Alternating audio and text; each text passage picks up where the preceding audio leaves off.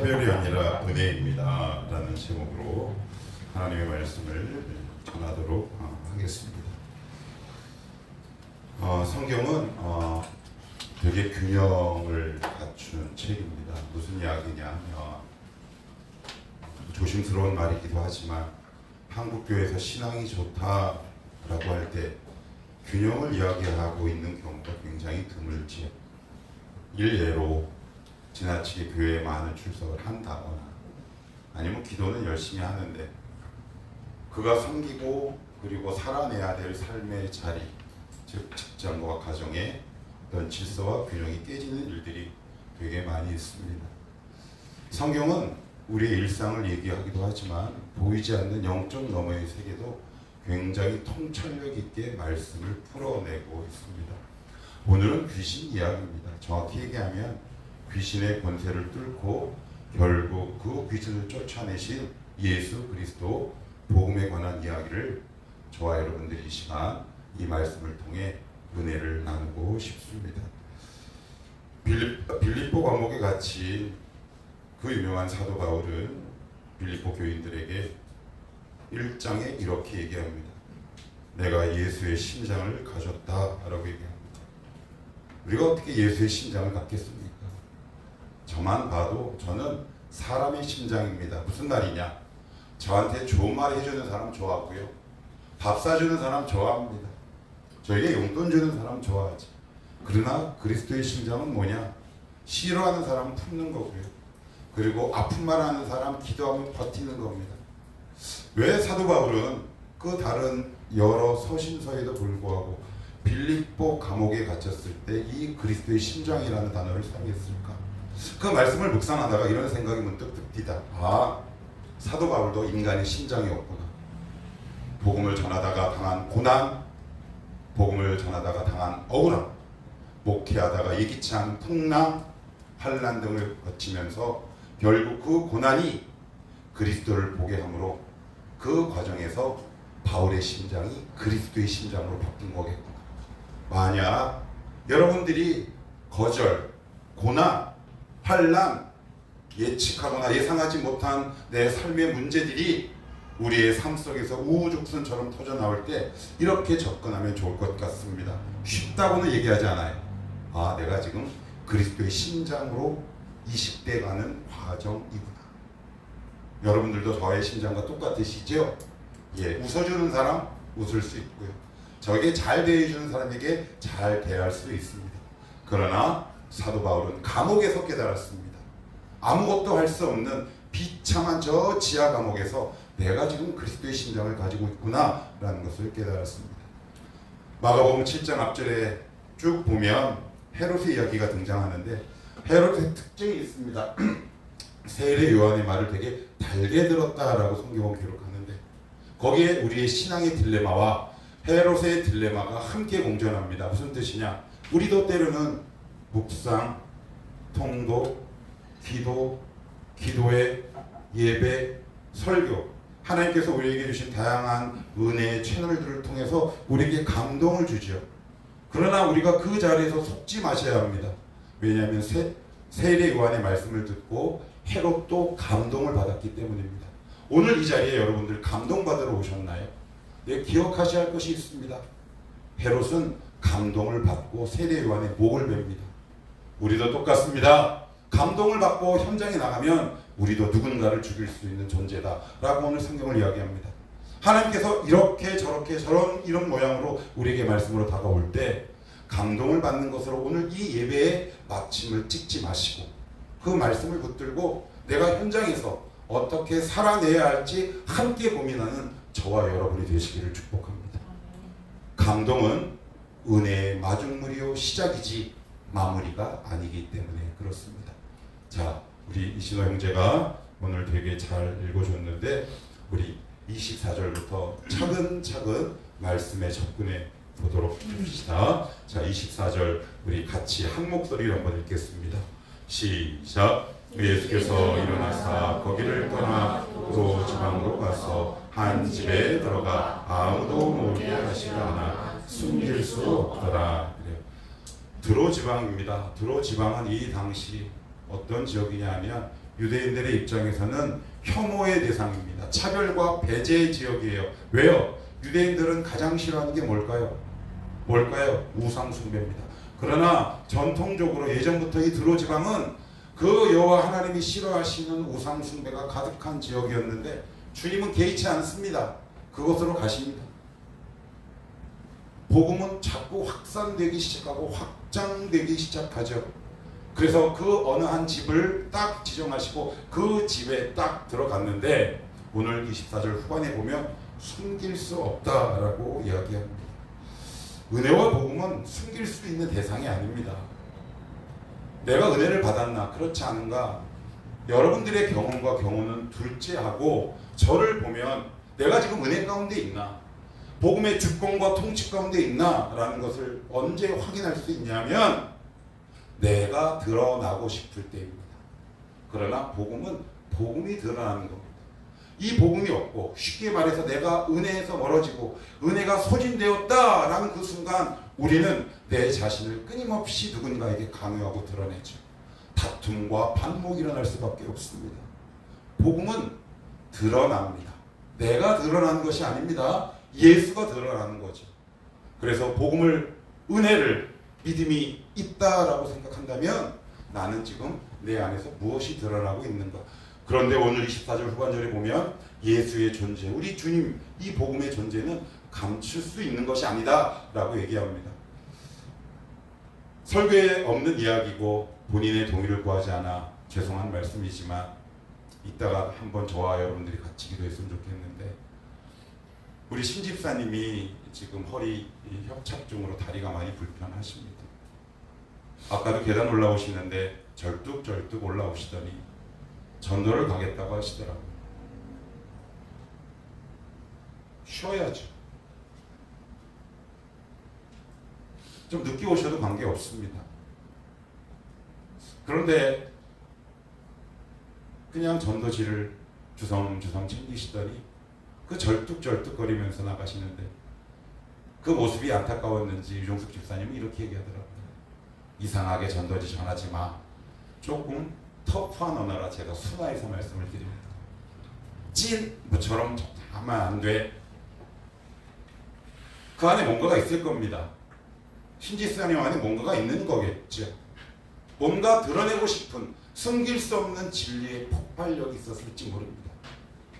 진리는 복음은 항상 숨길 수 없는 모습으로 우리에게 다가오지. 그러면서 드디어 수로보니게 여인에게 주님은 한 걸음 한 걸음 다가서십니다. 25절입니다. 25절 같이 읽습니다. 시작. 이에 더러운 귀신 들린 어린 딸을 둔 한 여자가 예수의 소리를 듣고 곧 와서 그 발 아래에 엎드리니. 그래요. 더러운 귀신 들린. 우리 보통 일상 용어에서 이런 말 많이 씁니다. 야, 쟤는 차원이 달라. 야, 이번 문제는 차원이 다른 문제네. 우리가 살다 보면 차원이 다른 문제를 경험할 때가 있습니다. 우리는 몇 차원인가요? 3차원입니다. 그런데 귀신의 존재는 4차원이에요. 그러니까 우리의 차원을 뛰어넘는 문제가 우리의 일상 가운데 침투해서 나를 혼란스럽게 할 때가 있습니다. 하나님, 이거는 예전에 겪었던 문제와 차원이 달라요. 이런 고백할 때 있나요, 없나요? 있지요. 우리 예수 믿는 사람에게도 충분히 그런 일이 일어납니다. 오늘 그런 일이 일어난 겁니다. 단순히 귀신의 이야기가 아닙니다. 하나님, 이거는 제가 예전에 겪었던 것과는 차원이 다른 문제입니다. 기도해도 잘 되지 않습니다. 하나님, 기도해도 마음이 평안하지 않습니다. 이런 고백, 이런 경험 혹시 없으신가요? 있단 말이에요. 그래서 오늘 이 귀신 들린 이 여인, 이 딸의 이야기는 결국 귀신의 이야기가 아니라 이 땅에서, 대한민국에서 땅을 밟고 살아가는 우리의 현실이요, 우리의 자화상일 수 있겠다라는 얘기하죠. 지금 여러분에게 다가온 문제 가운데 차원이 다른 문제가 있습니까? 저는 매일 접합니다. 매일 접해요. 아, 하나님, 이건 너무 차원이 다릅니다. 제가 접근하기 어렵습니다. 몇 번 말씀드렸지만 그때마다 저는 차원이 다른 문제 앞에 저는 도망갔어요. 늘 도망다녔습니다. 왜요? 제가 기대하는 하나님의 역사의 경계는 3차원의 문제까지만 해결하다고 믿었기 때문에 그래요. 이거는 해결할 수 없을 거야. 내 나름대로 단정을 딱 지으니까 그 다음 내가 옮겨야 할 행동 수칙은 뭘까요? run, 도망가는 겁니다. 나 이건 해결할 수 없습니다. 그러니 도망가야죠. 그러나 스로보니게 족속 여인은 예수께 옵니다. 왜요? 차원이 다른 문제이기에 차원이 다른 이 주님이 고치실 거예요. 여러분에게 이 믿음이 있기를 축복합니다. 하나님, 이 차원이 다른 문제 앞에 제가 할 수 있는 게 아무것도 없습니다. 주님, 저를 좀 도와주십시오. 이건 주님만 해결 가능합니다. 이거는 하나님만 해결 가능합니다. 그러니 저를 좀 붙들어 주시면 안 되겠습니까? 라는 마음으로 오늘 온 것이 바로 25절 아니겠습니까? 제가 다시 한번 보겠습니다. 이에 더러운 귀신 들린 어린 딸, 어떤 딸이요? 어린 딸입니다. 어린 딸. 그런데 여기 보시면 귀신 들렸어. 네, 여러분, 귀신 들린 이유를 설명해요? 안 해요? 안 해요. 제가 왜 안 한다 그랬어요? 성경에 어떤 이유를 설명하지 않는 이유가 있다 그랬습니다. 왜요? 주님께는 이유가 중요하지 않다 그랬어요. 주님께는 원인이 중요하지 않습니다. 근데 우리는 이유와 원인을 파고들죠. 여러분, 그거 속고 있는 겁니다. 주님께 나아갈 때는 이유와 원인은 딱 내려놓으셔야 합니다. 하나님, 현 상황이 이렇습니다. 도와주시옵소서. 주님을 만나고 나면 이유와 원인이 해석된다라고 제가 2주 전에 말씀을 드렸습니다. 그리고 나서는 이렇게 이야기합니다. 26절 같이 읽습니다. 시작. 그 여자는 헬라인이요 스로보니게 족속이라 자기 딸에게서 귀신 쫓아내 주시기를 간구하고는 7절이요. 예수께서 이르시되 자녀로 먼저 배불리 먹게 할지니 자녀의 떡을 취하여 개들에게 던짐이 마땅치 아니하니라. 그래요. 자, 이게 뭘까요? 지금 뭐라고 표현합니까? 스로보니게 여인을 개. 우리 한국말에도 가장 심한 욕설 가운데 무슨 띵띵띵이 있지요? 개 땡땡, 개 땡이 있지요. 이게 할 수 있는 말이라는 거죠. 이방인을 향한 가장 모욕적이고 수치스러운 표현이 개입니다. 만약에 내가 주님을 딱 붙들었고 기도했어요. 우리 그런 경우 있잖아요. 어떤 문제를 놓고 그래 내가 오늘 은혜 받았으니까 한번 기도해야지. 기도를 딱 했는데 기도하면 할수록 모욕적이고 수치스러운 상황과 말이 내 심장을 확 찌를 때 어떡하시겠습니까? 우리는 대부분 주님을 떠나가시죠. 기도했는데 안 되네. 오해하는 게 있습니다. 주님은 이미 이 여인의 믿음을 알고 계셨어요. 그래서 그의 은혜를, 믿음을 더 한 차원 높은 곳으로 끌어내기 위해 이런 단어를 사용하셨다라는 것이 중요합니다. 여러분, 살다가 모욕과 수치의 때가 있습니다. 차원이 다른 문제가 우리를 괴롭힐 때가 있죠. 내 나름대로도 기도도 합니다. 그런데 내 기대와 예상과 달리 모욕과 수치의 상황과 그런 모습들이 우리의 삶 가운데 나에게 이렇게 다가올 때 우리는 낙심합니다. 그러나 기억하십시오. 여러분, 이 말씀을 꼭 기억하시기를 축복합니다. 내가 기도했는데 문제가 더 악화되거나 아니면 뭔가 상황이 나쁘게 진행될 때 여기서 이렇게 선포하셔야 합니다. 하나님, 저 여기서 더 깊은 은혜의 세계로 들어가겠습니다. 여러분, 거기가 치유가 일어나는 차입니다. 거기에서 주님을 만나셔야 합니다. 거기가 귀신을 쫓아내고 질병을 쫓아냅니다. 오래된 지병이 떠나갈 수도 있습니다. 그러나 자꾸은 현실은 이 경험을 한 영혼들이 한국교회에 틈을 타는 사실입니다. 여러분들이 이 경험하기를 축복합니다. 여러분들의 믿음은 지금 어느 단계에서 멈춰서 있습니까? 수치스럽습니까? 기도 하루에 5분 한 2달 했는데 안 들어주셔서 자존심 상하셨습니까? 하루에 10분씩 일주일에 2-3번 한 달 정도 했는데 이 양반이 꿈쩍도 안 해서 존심이 스크래치가 나셨습니까? 아니라고 얘기합니다. 그래서 그 다음 구절에 이렇게 적고 있습니다. 27절부터 제가 다시 봅니다. 예수께서 이르시되 자녀로 먼저 배불리 먹게 할지니 자녀의 떡을 취하여 개들에게 던짐이 마땅치 아니하다. 여기 잘 보셔야 돼요. 자녀로, 그 다음 단어가 무슨 단어입니까? 먼저. 로마서에 보면 유대인이라고 복음에 퍼지고 전도되는 상황을 유대인으로 얘기합니다. 그건 뭐냐? 질서와 순서의 의미예요. 더 쉽게 얘기하면 그 여자를 차별한 게 아니에요. 차별한 게 아니라 초대한 겁니다. 이걸 꼭 기억하셔야 합니다. 28절입니다. 여자가 대답하여 이르되 주여. 그 다음 뭡니까? 이게 중요합니다. 올소이다. 무슨 이야기일까요? 인정합니다라는 거예요. 누구의 말을? 주님의 말씀을. 조금 더 깊이 들어가면 이 상황을 인정합니다. 주님의 주권 가운데 있습니다. 근데 우리는 내가 한 말과 기도와 다르게 여러 가지 다른 상황이 나에게 닥치기 시작하면 어떻게 얘기하냐? 주님이 옳다가 아니라 뭐라고요? 주님이 틀렸다라고 얘기합니다. 여러분, 주님이 틀릴 수 있는 분입니까? 그럼 누가 틀린가요? 내가 틀립니다. 여러분, 이거 인정하기까지 오래 걸립니다. 여러분 아마 평생 인정하지 못하고 죽을지도 모릅니다. 왜요? 우리는 사람의 심장이거든요. 인간의 심장이라 내 위주로 모든 것을 생각하고 판단합니다. 하나님이 어떤 말씀을 딱 했을 때 옳다라고 얘기하기가 쉽습니까? 옳습니다라를 두 글자를 뭐라고 합니까? 아멘. 아멘. 아멘. 이어서 이렇게 얘기합니다. 먼저 배불리 먹게 할지니 자녀의 떡을 쳐여 개들에게 던지기 마땅치 아니하니라. 주여 올소이다마는 상 아래 개들도 아이들이 먹던 뭐라고요? 부스러기. 이게 얼마나 놀라운지 모릅니다. 근데 여러분, 만약에 제가 어느 집에 신방 가서 유정숙 집사님 주님의 은혜가 부스러기처럼 떨어지기를 원합니다 라면 유정숙 집사님 아멘 하실 건가죠? 말도 안. 맞대요. 감사합니다. 우리 주애는 어떻고 채미는 어때? 주님의 부스러기 은혜가 필요해? 정말요? 부스러기 말고 덩어리를 주면 안 돼요? 우리가 원하는 거 덩어리 은혜죠. 근데 주님은 늘 부스러기 주죠. 기억하셔야 합니다. 부스러기 은혜로 귀신을 쫓아냈다는 사실. 우리 눈에 보기에 부스러기지 주님 눈에는 그것이 강력한 힘을 갖고 있습니다. 우리에게 필요한 건 큰 은혜가 아니라 무슨 은혜? 부스러기 은혜입니다. 부스러기. 그래서 우리는 작은 것을 외면합니다. 그 놀라운 은혜의 파장을 생각할 수 없지요.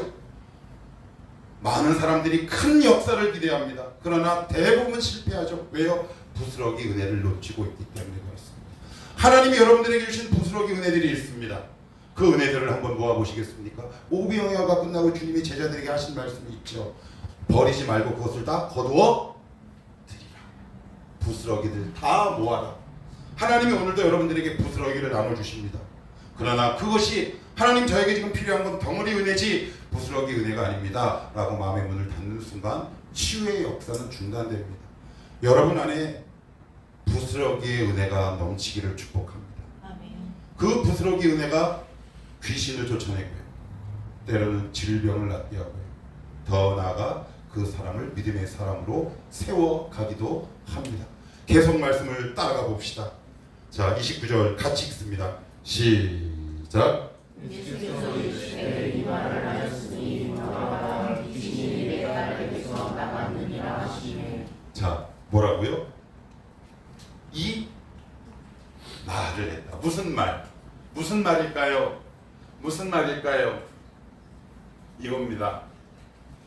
사람들은 기도할 때 이렇게 안 되면 이런 성향들이 있어요. 저도 그래요. 이 목사에 되게 고질병이고 기도를 좀 하는 사람들이 고질병이 있는데 그건 뭐냐면 이런 겁니다. 이 기도 제목을 이렇게 쭉 기도합니다. 그런데 기도를 하다가 제가 제 기도에 속을 때가 있어요. 그건 뭐냐? 하나님, 이 정도 했으면 들어주셔야 되지 않아요? 라고 저의 자격을 내서 합니다. 그렇지 않습니다. 이제는 이건 해결해 줘야 되지 않나요? 라고 생각하기 쉬운데 스로보니게 여인은 자격이 아니라 은혜를 붙들었습니다. 이게 중요합니다. 은혜만이 우리를 자유케 하고 치유합니다. 여러분, 우리는 주님 앞에 기도할 자격이 없는 사람, 우리는 주님의 선물을 받을 자격이 원래 없습니다. 우리가 살아가는 이유가 뭘까요? 이 목사가 목회를 하는 단 하나의 조건과 이유가 뭘까요? 제가 자격이 있다고요. 제가 여러 차례 말씀드려요. 한 번은 신방 가서 이런저런 얘기를 하다가 제가 뭐 그 말에 제 귀를 내어주는 사람도 아니지만 그 목사 앞에서 그냥 전 이렇게 이해합니다. 저를 칭찬하고 싶겠죠. 목사님은 뭐 찬양 인도도 잘하고 그러면서 마지막에 이런 말을 덧붙이세요. 목사하는 사람들은 이제 특별한 자격이 있는 것 같아요. 자격이 있는 사람이 있나요? 저 목사 자격이 있어요? 아니요.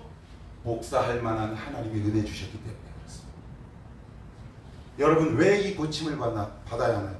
여러분이 기도했기 때문이라는 자격입니까? 아니면 하나님의 은혜입니까? 여러분 가운데 하나님의 긍휼과 은혜가 넘치기를 축복합니다. 하나님 자격이 아니라 은혜를 붙들겠습니다. 은혜를 꽉 붙들며 살겠습니다. 이제 결론을 맺어갈 시간이 됐습니다. 오늘 이 부분을 조금 더 나눠보고 말씀을 정리합시다. 29절입니다. 시작. 예수께서 이르시되 이 말을 하시니 돌아가라 귀신에게 안에서 나가는 일을 하시매. 자, 마가복음 5장 가봅시다. 마가복음 5장 1절.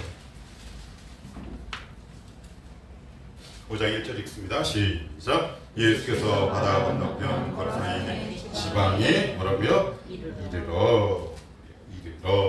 주님이 어떻게 해요? 그 군대에 귀신 들린 자를 어떻게 합니까? 오라 그랬나요? 아니면 찾아가셨나요? 찾아갔습니다. 찾아갔어요. 자, 그러면 마가복음 7장 들어봅시다. 마가복음 7장.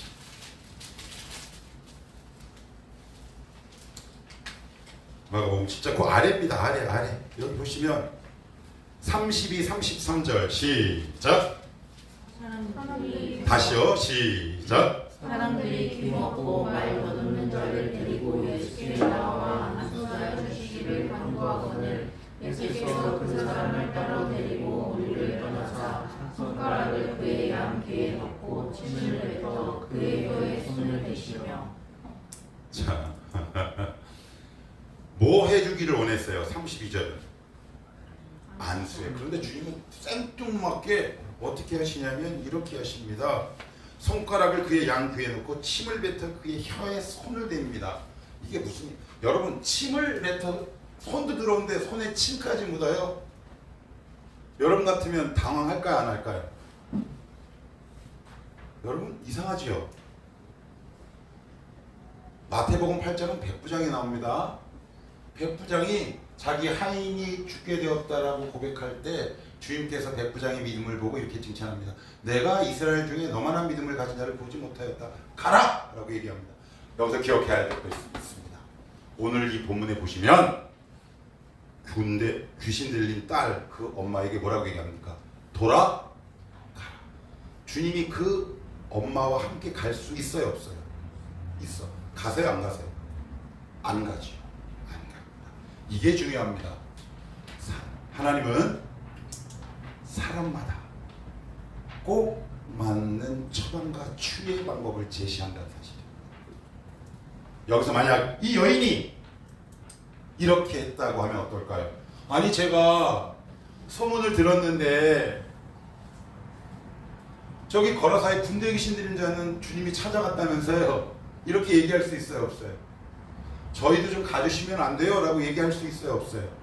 있죠. 우리가 그렇잖아요. 하나님 제가 딱 보니까 쟤도 목회자 집안이고 우리도 목회자 집안인데 저기는 뭐 잘 되네. 근데 우리는 꼬라지가 뭐야. 이럴 수 있어요? 없어요? 있어요. 기억하셔야 합니다. 하나님은 그 사람과 그 사람의 기질과 성경 심지어 배경까지 완벽하게 이해하시고 그 사람에게 가장 잘 맞는 처방전을 제공하신다는 사실, 이것을 믿을 때 감사가 터지기 시작하죠. 여러분 조금 더 확장해 봅시다. 광야에서는 무슨 은혜가 필요했나요? 만나가 땅에 떨어지면 어떻게 합니까? 주어요. 가나안은요? 줍는 건가요? 심는 건가요? 은혜가 중단됐나요? 아니요. 광야에서는 줍는 은혜가 필요했고 가나안 땅에서는 심고 땀 흘리는 은혜가 필요했습니다. 하나님은 상황과 그 사람에 맞게 가장 적절한 방법으로 오늘도 우리에게 다가오시고 치유법을 제공하신다. 그러니 여러분들 안심하시고 돌아가시오. 나에게 이것만 확인하고 돌아갑시다. 뭐요? 내가 지금 존심상에서 그 하나님이 부르신 믿음의 자리를 이탈하고 있지는 않은가? 나에게 부스러기 은혜가 있는가? 나는 지금 하나님께 덩어리 은혜만 원하고 있어서 이 부스러기의 은혜를 놓치고 있지는 않은가? 정리합시다. 우리는 이렇게 얘기합니다. 아니, 저는 이렇게 얘기했습니다. 되게 오래 걸렸어요. 이게 되게 오래 걸렸습니다. 참 오랜 기간 저를 괴롭혀왔던 신앙의 딜레마였습니다. 뭐냐? 내가 이렇게 된 건 주님의 차별이라는 그 깊은 불신이 제 안에 오랫동안 자리 잡고 있었어요. 여러분 없나요? 제가 봤을 때 굉장히 많은 영혼들이 하나님을 차별의 하나님으로 이해합니다. 차별입니까? 오늘 말씀을 보면 차별이 아니라 뭐였을까요? 은혜였습니다. 하나님, 저 왜 차별하시나요? 목회자를 불렀으면 비빌 언덕 좀 만들어 주시지. 돈도 없고 믿음도 없고 백도 없고 줄도 없고 가정 환경도 개판인 나를 왜 부르셨어요? 그러나 하나님은 저를 차별하시지 않으시고 은혜로 이 자리까지 세우셨습니다. 사랑하는 성도 여러분, 하나님은 여러분을 차별하지 않으십니다. 각각에 맞게 적절하게 다가가실 분입니다. 거기서 여러분들에게 다가오시는 하나님을 만나시고 여러분 가운데 차원이 다른 삶의 문제가 그리스도의 이름으로 해결되는 역사가 있기를 주님의 이름으로 축복합니다.